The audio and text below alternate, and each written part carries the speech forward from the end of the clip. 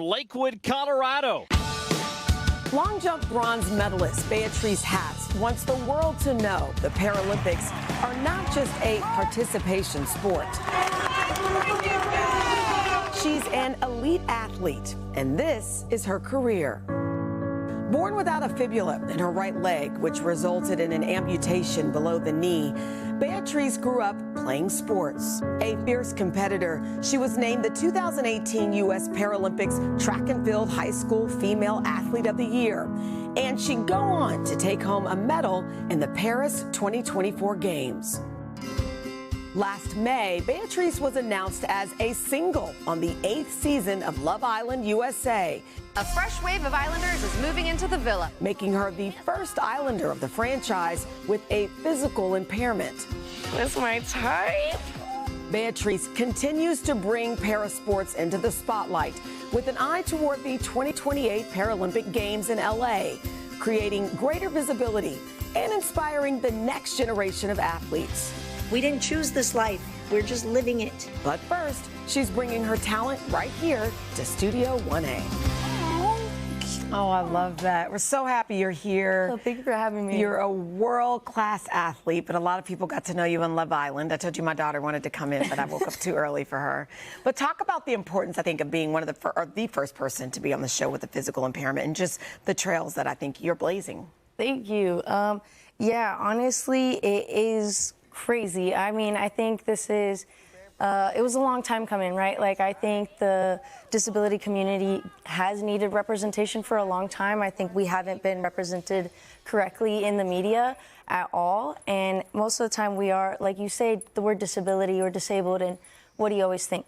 A wheelchair, somebody who's older, somebody who's very dependent, maybe somebody who's not as attractive, probably not in a relationship, all these things. There's all these like negative stigmas around people with disabilities where I just think a lot of people are uneducated about disability. There's so many different kinds, and just because like you don't have a disability doesn't mean maybe you won't have one later in life, right? We do lose our hearing, our sight, our mobility.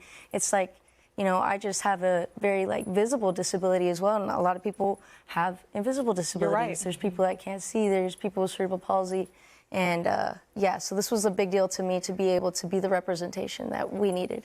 So watching your journey has been incredible. When did you know that track was your sport? I actually did track as part of a joke and as a dare, right? Yeah, all like good a things bay. start with a dare. Yeah. With a friend in high school, and my sophomore year, when that was my like second year doing it, I had a really good time. And so she was like, "I bet I can beat you," and then you beat her. Yeah, she was like, "Hey, like you beat me at softball, basketball. I know what I'll beat you at track and field." And mind you, I had a walking prosthetic at the time. This thing weighs like 5 to 7 pounds, and I was like, sure, bro, like, let's do it, fine. If I go to one varsity track meet, like, whoever does that first gets to be most athletic in the friend group. That's the title that that's what you were racing for. Yeah.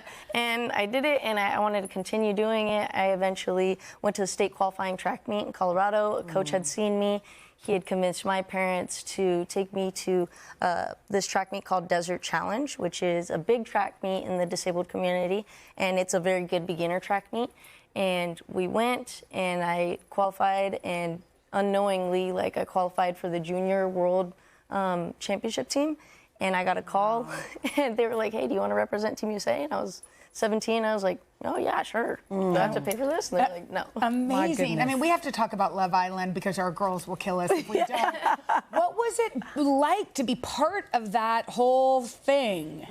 And you said I didn't know this, like you don't have clocks or like paint the picture for those of us for what it's like behind the scenes.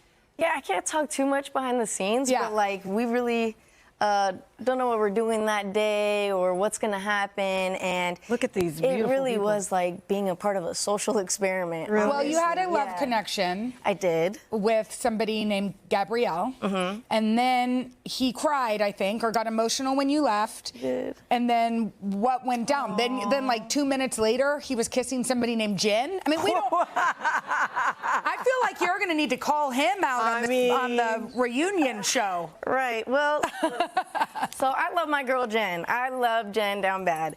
But yeah, it had felt like, obviously we're in the villa, okay? Right. So I get it. You're recoupled already. So same night, like you do have to like share that bed and all that. But I mean, You got to share that bed. I mean, yeah. well, did you feel the love connection? I don't know if it was like love connection. I do think it like, because love is such a strong word. Yeah. How about, did you feel sparks, connection? What did you feel? I definitely did. I was attracted to him, and I think his personality, and I loved the fact that we could both speak Spanish. I think there's something just so intimate about speaking another language with somebody that, you know, not everybody else around you can speak. And he just made me feel like so comfortable, so at home. Somebody that I was able to like share my culture, even though he is Brazilian and, you know, my family is Mexican. It's like, you know, there's a lot of similarities. And so like that was just kind of like having a little piece of home in a way. And he always like made me feel very comfortable. And we always just like kind of had each other's backs. Well, is there a chance for a reunion or no?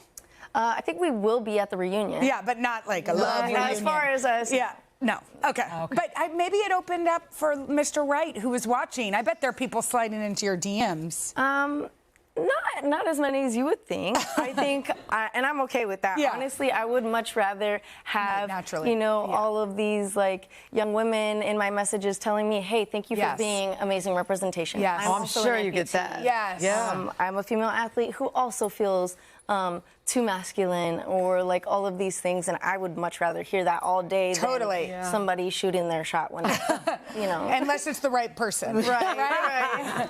Well, congrats on all You're the things. loveliest. Yeah, and Thank the world-class you. athlete to boot. Thank you. And if you do want to catch up on Love Island before the reunion. When is the reunion? Coming up soon? Yes, it's soon. It's like, I think, end of August. Okay. Well, season 8 is streaming right now on Peacock. Thank you.